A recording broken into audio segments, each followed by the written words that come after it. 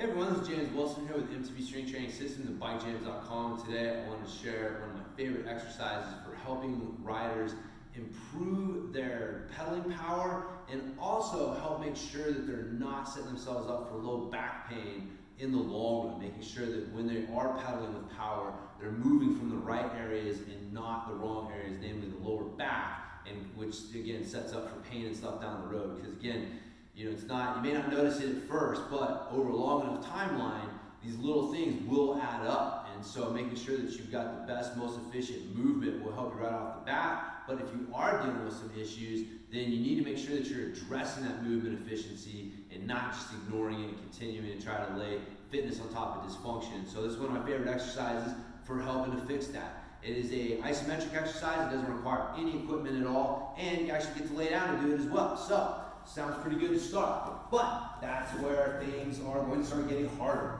So we're going to lay down on the ground. We got our legs straight, hip width apart. I want to keep both toes pointed to the ceiling. I don't want my legs to cock out like this, so toes pointed to the ceiling.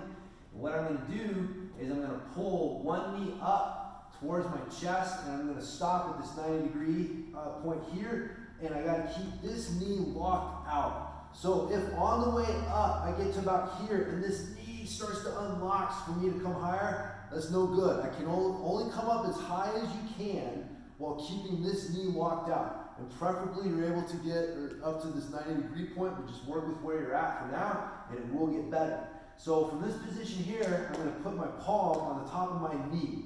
Now this knee's locked out on this leg on the ground, and I'm keeping pressure through my heel into the ground, and then I'm pulling this knee up and putting pressure into my hand here. And so the pressure into my hand and that pressure into the ground through this knee that's locked out is what I'm looking for. So you can see here I've got the core and hip flexors engaged on one side pulling up, and I've got the core and the hips on the other side pushing away. And so I'm making sure that I'm syncing my pushing and pulling muscles, my hip flexors on one side with my hips on the other side to create tension when I'm in this position.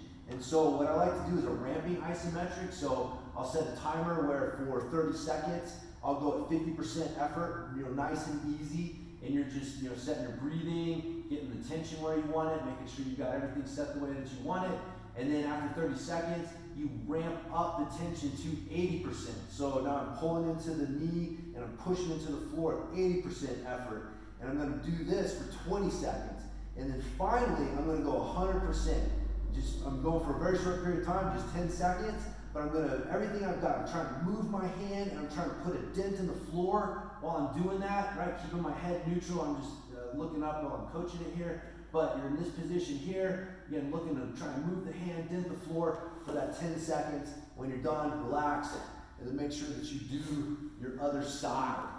And so what you're gonna find is that your hip flexors and hips may not be synchronized the way that you want them to. You may find that you have trouble recruiting your hip flexors at that top position. And so again, there's a difference between having tight hip flexors and having strong hip flexors.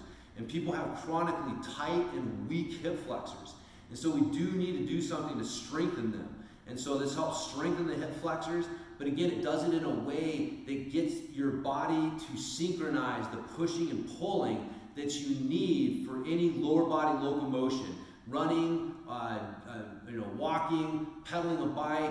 Any of these movements are going to use this pulling with one leg while pushing with the other, and synchronizing and getting the body synced up to do that as efficiently as possible. And again, what happens a lot of times is those things aren't synced up and the hip flexors aren't working properly, and so we end up using the lower back a lot. And so you pull up and you get up to this position here where you're at this 90-degree position, and you get up to here, and if you don't have the strength and the range of motion that you need, you end up leaning over a little bit. You can see how leaning over a little bit brings that knee up. Okay, so it completes this range of motion, and then I can use that to help drive. But what's happening is I'm using my lower back to compensate for that movement. I want to be able to keep my core solid while getting that pushing and pulling movement going, and not having to use the lower back to get through that last little bit of range of motion when pulling the knee up. So that's why this exercise works so well, to help address lower back issues and things like that if you have that from when you're riding or afterwards, whatever. So, but anyways, give this exercise a shot. Do it a couple times a week. You can either do it at home by itself or add it into your training program. Do it first thing just to kind of get the core and everything set, so it'll be working better for the rest of your workout. But give this a shot.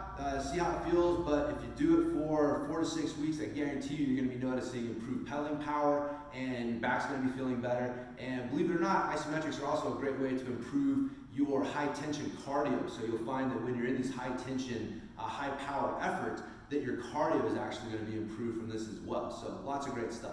But anyways, you can find out more about mountain bike training and also isometric training at bikejames.com. Hopefully you guys have enjoyed this tip, and I'll talk to everyone next time.